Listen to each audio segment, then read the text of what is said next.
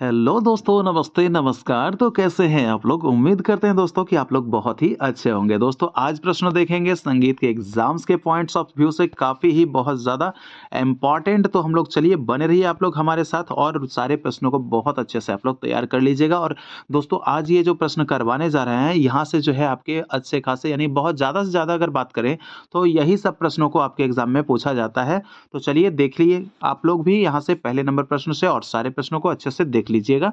चलिए हम शुरू करते हैं, लेकिन उससे पहले आप लोगों से कहना चाहेंगे मेरे दोस्तों कि अगर आप लोग चैनल पे नए हैं या पुराने हैं, सब्सक्राइब नहीं किए हैं तो सब्सक्राइब करके नोटिफिकेशन को ऑल पे सेट रखिएगा ताकि आने वाला जो भी सेशन होगा वो सारा सेशन आपके पास सबसे पहले पहुंच जाएगा। ठीक है? चलिए पहले प्रश्न को देखेंगे। यहाँ पे प्रश्न है हमारा कि निश्चित श्रुत्यांतर पर स्थापित 7 स्वरों के समूह को कहा जाता है क्या? मूर्छना, ग्राम या थाट? तो क्या कहा जाता है? तो यहाँ पे जो जवाब हो जाएगा आपका ऑप्शन नंबर बी हो जाएगा, ग्राम कहा जाता है। यानी ग्राम में क्या होते हैं कि स्वर जो होते हैं वो निश्चित श्रुत्यांतर पर स्थापित होते हैं। जैसे कि मान लीजिए कोई ग्राम है आपका षडज ग्राम, तो 4 पे होगा, 3 होगा, 2 होगा, ठीक है? इस तरह से यानी कि सा को अगर आपने 4 पे एस्टेब्लिश किया है, तो आपका रे क्या होगा?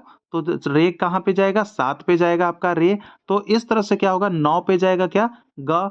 तो इस तरह से जो है एक क्या होता है? स्थापित एक निश्चित श्रुत्यांतर होते हैं। तो उसे ही ग्राम कहते हैं। ठीक है? जैसे कि बना ना आपका 4 3 2 4 4 3 2, जैसे कि आप लोग ऐसे इससे समझते हैं तो ये षडज ग्राम कहलाया। तो बस वही चीज आपको यहाँ कह रहा है कि श्रुत्यांतर पर स्थापित, निश्चित श्रुत्यांतर पर स्थापित 7 स्वरों के समूह को क्या कहा जाता है? तो मेरे दोस्तों ग्राम कहा जाता है। आगे देखेंगे। दूसरा नंबर प्रश्न है हमारा पे कि मूर्छना की रचना इनमें से किससे मानी जाती है? मूर्छना दोस्तों आपको मैं बता दूं कि मूर्छना की रचना किनमें से मानी जाती है? क्या मूर्छना से, ग्राम या फिर आपके थाट? तो जवाब यहाँ पे क्या हो जाएगा? एक तो आपका यूं ही ये ऑप्शन छट गया। तो यहाँ पे क्या होगा कि मूर्छना की रचना जो है इनमें से किससे मानी जाती है? तो मैं बताऊं कि मूर्छना जो है किस पे आधारित होते हैं? ग्राम पे आधारित होते हैं। ठीक है? मूर्छना जो है ग्राम पे आधारित होते हैं। मूर्छना का संबंध ग्राम से होता है। और इसका जो जवाब जो हो जाएगा किससे मानी जाती है? तो जवाब होगा आपका ऑप्शन नंबर बी, ग्राम से। चलिए देखेंगे अगला प्रश्न हमारा है कि भरत मुनि ने कितने ग्राम का वर्णन किया है?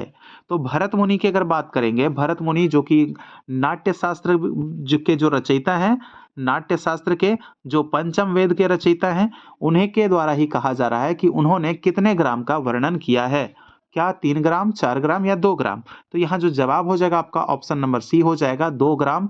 जो कि आपका एक तो होता है षडज ग्राम, दूसरा क्या होता है? मध्यम ग्राम। ठीक है? इन्होंने 2 ही प्रकार के ग्राम के बारे में बताया, इसलिए आपको आंसर जो बना 2 बना। वैसे अगर अब आगे बताएंगे आपको ग्राम के बारे में भी, 3 प्रकार के होते हैं जो। देखिए, संगीत में ग्राम के कितने प्रकार माने गए हैं? अभी जस्ट मैं इसीलिए क्वेश्चन को ऐड किया हूं कि ग्राम जो है भरत ने 2 बताए थे। ठीक है? भरत ने 2 बताए हैं। लेकिन अगर संगीत में ग्रामों की बात कर लेंगे तो ग्राम यहाँ पे कितने होते हैं? क्या 3, 4 या 2? तो यहाँ पे जो जवाब हो जाएगा आपका ऑप्शन नंबर ए हो जाएगा, 3 ग्राम। कौन-कौन से? तो षडज ग्राम, मध्यम ग्राम और गांधार ग्राम।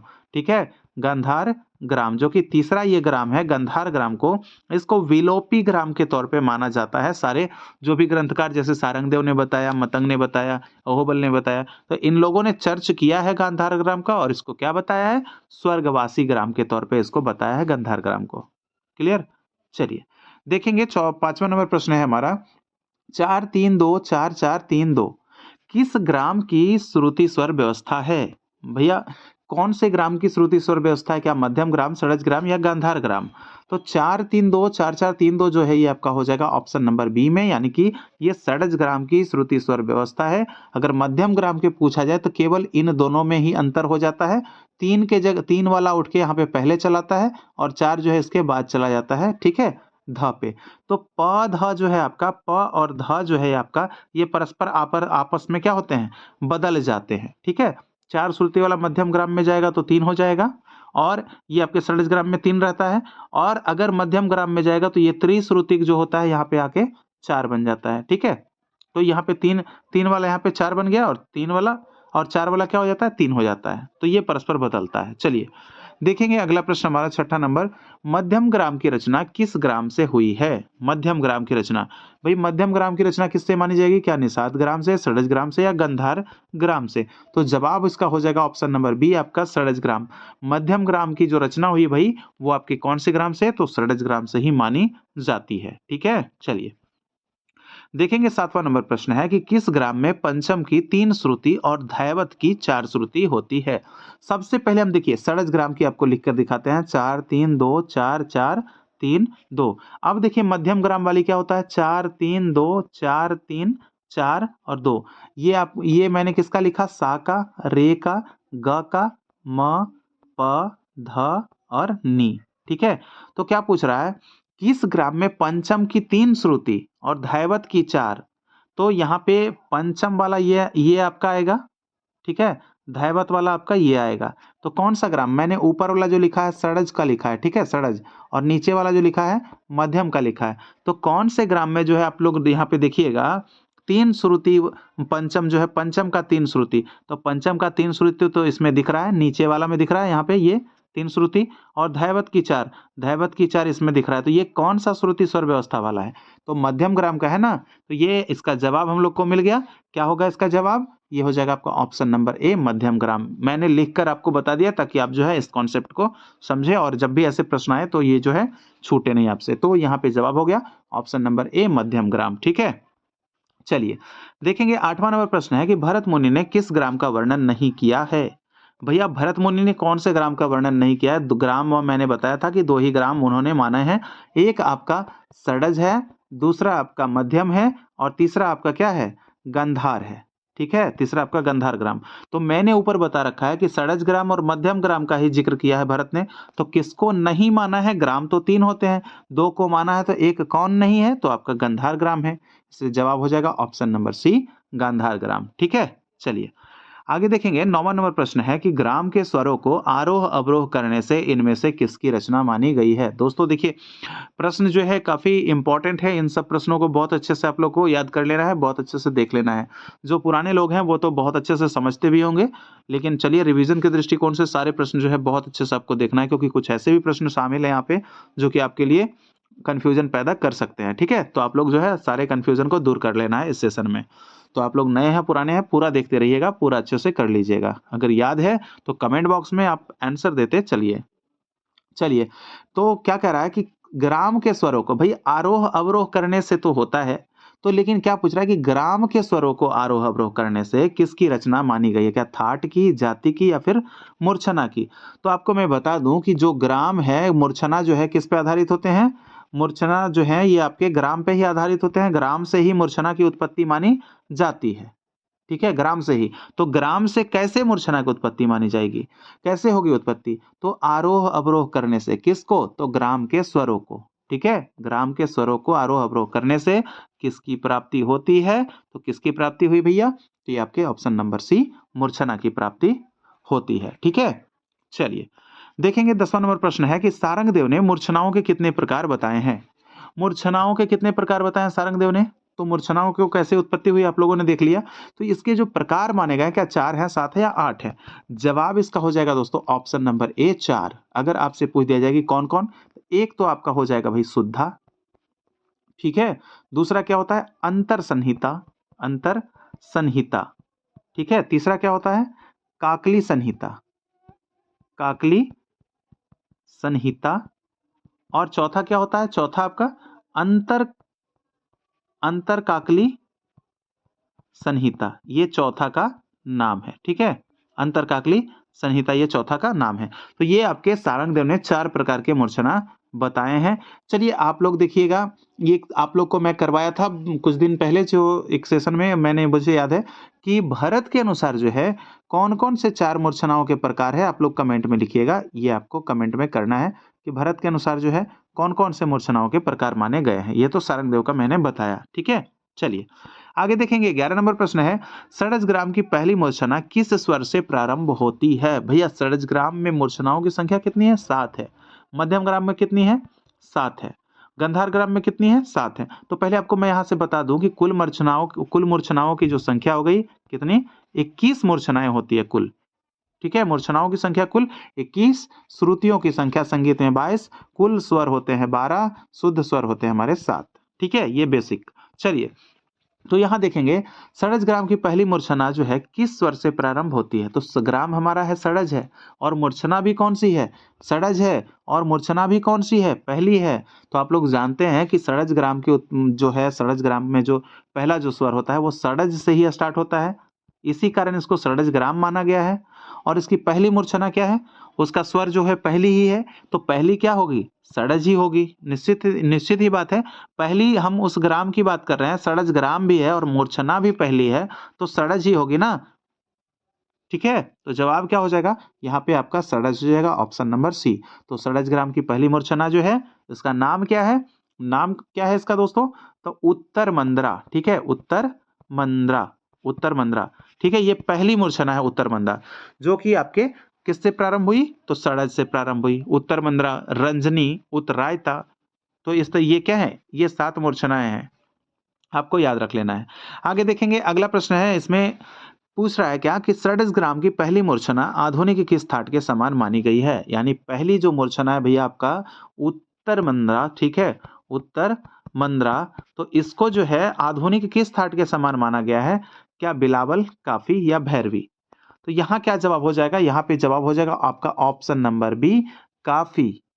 ठीक है, ये हो जाएगा आपका काफी, उत्तर मंद्रा। इसमें जो क्या होता है, इसके जो स्वर होते हैं, इसके जो स्वर होते हैं, इसमें काफी में जो स्वर प्रयोग होता है ना, काफी थाट में, वही उत्तर मंद्रा में भी स्वर आ जाते हैं। ठीक है, तो इसीलिए जो है समानता दिखाई गई है और समान माना गया है। तो चलिए आप लोग बताइएगा कमेंट करके कि काफी थाट में कौन कौन से स्वर विकृत प्रयोग किए जाते हैं। ठीक है, बहुत बार मैंने करवाया भाई, इसीलिए आपसे जो है प्रश्न बनेगा इस सेशन में, तो मैं बना रहा हूं, आप लोग को कमेंट भी करना है। ठीक है, चलिए आगे देखेंगे, अगला प्रश्न हमारा है 13 नंबर का, अर्ध स्वर को कहा जाता है। अर्ध स्वर को क्या कहते हैं भाई, क्या माइक्रोटोन, सेमीटोन या होल टोन। तो क्या कहते हैं, इसका जवाब क्या हो जाएगा, तो अर्ध स्वर को कहा जाता है भैया आपका, क्या कहा जाता है, सेमीटोन कहा जाता है अर्ध स्वर को। ठीक है, चलिए आगे देखेंगे, 14 नंबर प्रश्न है कि पूर्ण स्वर को कहा जाता है। अर्ध स्वर तो आपको मैंने बता दिया अभी, पूर्ण स्वर को क्या कहेंगे, क्या माइक्रोटोन, सेमीटोन या होल टोन। देखिए माइक्रोटोन किसको कहते हैं, माइक्रोटोन कहते हैं श्रुति को। ठीक है, सेमीटोन किसको कहते हैं, अर्ध स्वर को। ठीक है, अर्ध स्वर को। बचा क्या आपका, ऑप्शन नंबर सी हो गया, होल टोन। यानी कि पूर्ण स्वर को क्या कहेंगे, होल टोन कहेंगे। ठीक है, चलिए आगे देखेंगे, 15 नंबर प्रश्न है हमारा कि षडज ग्राम की दूसरी मूर्छना आधुनिक किस थाट के समान है। षडज ग्राम की जो दूसरी मूर्छना है वो आधुनिक किस थाट के समान है, दूसरी कौन सी है, वो रंजनी हो जाएगी। रंजनी जो है आपकी दूसरी मूर्छना है, तो ये आधुनिक किस थाट के समान मिलती जुलती मूर्छना है, क्या मारवा है, बिलावल है या फिर आपका कल्याण है। तो यहाँ जो जवाब हो जाएगा दोस्तों, ऑप्शन नंबर बी आपका हो जाएगा, बिलावल। ठीक है, यानी कि इसकी दूसरी मूर्छना जो है रंजनी जो है, उसके स्वर जो है बिलावल थाट से समानता रखती है। ठीक है, बिलावल में क्या होते हैं, सारे स्वर शुद्ध लगते हैं, और ये रंजनी में भी जब आरोह अवरोह किए गए, ये आपके जो आरोह अवरोह किए गए कैसे, देखिए मैं बताता हूँ। यहाँ पे जो है आपका पहला तो एक आपने जान लिया कि सा से स्टार्ट होता है, षडज से, लेकिन जैसे ही आप नीचे बढ़ते आएंगे ना, दूसरी मूर्छना, तीसरी मूर्छना, चौथी, पांचवी, छठी, सातवीं, तो ये आपका क्रम भी नीचे आता जाएगा, मंद्र में पहुंच जाएगा। तो सा के बाद नी, ये दूसरी मूर्छना का आरंभिक स्वर नी हो जाएगा। तीसरी का क्या हो जाएगा, उसके बाद फिर सा नी, उसके बाद फिर ध हो जाएगा, मंद्र ध। तो इस तरह से आते चला जाता है। तो ये रंजनी जो है आपकी दूसरी मूर्छना, इसका अगर प्रारंभिक स्वर की बात करेंगे तो मंद्र नी हो जाएगा। ठीक है, और रंजनी में टोटल जो है मंद्र नी को आधार मानकर अगर करते हैं तो सारे शुद्ध स्वर मिलते हैं, इसलिए बिलावल थाट के समान हो जाता है। ठीक है, चलिए आगे देखेंगे, 16 नंबर प्रश्न हमारा क्या पूछ रहा है कि षडज ग्राम की चौथी मूर्छना किस स्वर से प्रारंभ मानी जाती है। षडज ग्राम की चौथी मूर्छना, पहली मैंने क्या बताया दोस्तों, सा से होता है, पहली मूर्छना सा से। उसका जैसे हम नीचे आते जाते हैं तो नी रे वाला, ये दूसरी मूर्छना क्या होगा, ये पहली मूर्छना, ये दूसरी मूर्छना का, तीसरी मूर्छना का क्या होगा, ध, मंद्र ध हो जाएगा, ये तीसरी मूर्छना का आरंभिक स्वर। तो चौथी मूर्छना का कौन सा हो जाएगा, सा नी ध, तो यहाँ पे क्या हो जाएगा, मंद्र प। ठीक है ना भाई, ये क्या हो जाएगा आपका, पहली मूर्छना कौन सी, उत्तर मंद्रा, दूसरी रंजनी, तीसरी उत्तरायता, और ये चौथी कौन सी, शुद्ध साडजा। ठीक है, अगर यहाँ पे चौथी मूर्छना ना लिखकर यहाँ पे लिख देता आपसे शुद्ध साडजा का आरंभिक स्वर क्या है, तो भी क्या होता, तो भी क्या होता है जो आपको मैंने बताया मंद्र प, यानी कि जवाब इसका हो जाएगा मंद्र प ऑप्शन नंबर ए में। ठीक है, समझ रहे हैं ना? चलिए अब देख लेते हैं यहाँ पे षड्ज ग्राम की चौथी मूर्छना आधुनिक किस थाट के समान है। ठीक है, प्रश्न है हमारा षड्ज ग्राम की जो चौथी मूर्छना है वो आधुनिक किस थाट के समान मानी जाती है। तो चौथी मूर्छना की अगर हम बात कर लेंगे तो यहाँ पे क्या है, मारवा है, आसावरी है या खमाज है। तो चौथी मूर्छना इसकी कौन सी हो जाएगी, तो चौथी मूर्छना आपकी हो जाएगी शुद्ध शुद्ध षड्जा। ठीक है, शुद्ध षड्जा ये आपकी चौथी मूर्छना है। तो स्वरों का क्रम जो आप लोग जानते हैं कि पहली कैसे स्टार्ट हुई थी, पहली सा से, उसके बाद फिर दूसरी मूर्छना मंद्र नी से, तीसरी मूर्छना मंद्र ध से और चौथी मूर्छना मंद्र प से। ठीक है, मंद्र प से जैसा कि मैंने बताया अभी, तो यही मंद्र प से स्टार्ट होने वाली जो मूर्छना है आपका चौथी मूर्छना, इसको क्या कहते हैं, शुद्ध षड्जा, शुद्ध षड्जा कहते हैं। और शुद्ध षड्जा जो है आधुनिक किस थाट के समान माना जाएगा, तो चौथी मूर्छना जो है आपके आसावरी के समान माना जाएगा, यानी कि जवाब हो गया आपका ऑप्शन नंबर बी खम आसावरी, क्योंकि ग ध और नी ये तीनों जो है शुद्ध षड्जा में प्रयोग होते हैं। शुद्ध षड्जा जो है इसमें जो है स्वरों का जब आरोह अवरोह करते हैं तो ये तीनों कोमल स्वर प्रयोग होते हैं, वहां पे मिलते हैं, इसलिए इसको आसावरी के समान माना गया है। ठीक है, चलिए 18 नंबर प्रश्न देखेंगे कि षड्ज ग्राम की पांचवी मूर्छना आधुनिक किस थाट के समान मानी गई है। आधुनिक किस थाट के समान पांचवी मूर्छना है भाई, इसका नाम क्या होगा। षड्ज ग्राम की जो पांचवी मूर्छना है उसका नाम आप लोग को कमेंट करना है मेरे दोस्त, कमेंट बॉक्स में हम बताते हैं यहाँ पे कि ये जो है किस थाट के समान है। क्या कल्याण के समान, आसावरी के समान या फिर आपके खमाज के समान। तो यहाँ जो जवाब हो जाएगा इसका ऑप्शन नंबर सी हो जाएगा, खमाज के समान हो जाएगा। चलिए अब आप कमेंट कीजिएगा कि खमाज में कैसे, खमाज थाट में जो है कैसे कौन से विकृत स्वर प्रयोग किए जाते हैं खमाज में, जरा आप लोग कमेंट कीजिएगा कमेंट बॉक्स में। ठीक है, चलिए देखेंगे यहाँ पे 19 नंबर प्रश्न है कि षड्ज ग्राम की छठी मूर्छना आधुनिक किस थाट के समान मानी गई है।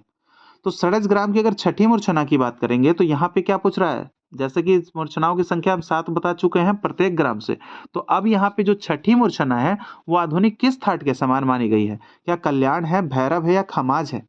तो छठी की अगर बात कर लेंगे तो छठी में हो जाएगा, छठी मूर्छना में क्या मिलता है, तीव्र म मिल जाता है आरोह अवरोह करने पर। ठीक है, तो उसमें जो कल्याण में क्या होगा, कल्याण में भी म तीव्र हो जाता है, इसलिए जो है कल्याण थाट के समान माना गया है किसको, तो षड्ज ग्राम की छठी मूर्छना को।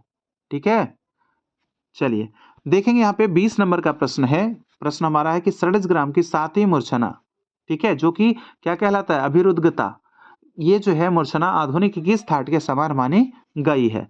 कौन से थाट के समान मानी गई है, तो मैं बता दूं कि ये जो सातवीं मूर्छना है ना अभिरुद्धता, इसमें सारे कोमल स्वर प्रयोग कर दिए जाते हैं। तो आप लोग को कॉन्सेप्ट लगाना है कि कौन सा थाट हो सकता है, क्या भैरवी होगा, भैरव होगा या पूर्वी होगा। तो यहाँ जो जवाब हो जाएगा इसका ऑप्शन नंबर ए हो जाएगा भैरवी।